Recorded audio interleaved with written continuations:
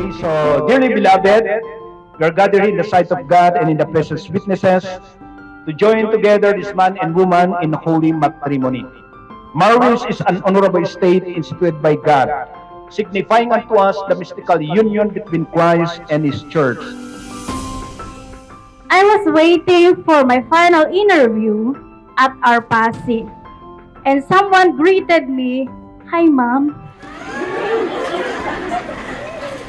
Ryan Kimson Binwag Umlano. Today, standing before you, I see not just the love of my life, but my truest friend, my constant companion, and my hope. Claire, I love you and shall love you till the last of my breath.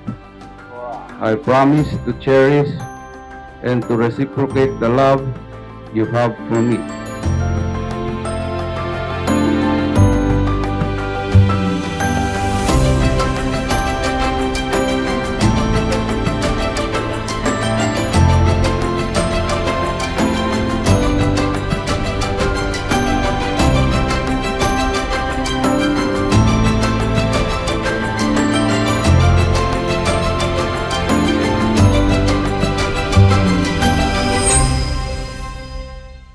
Sa pagkumpas ng iyong kamay, aking landas ginagabay.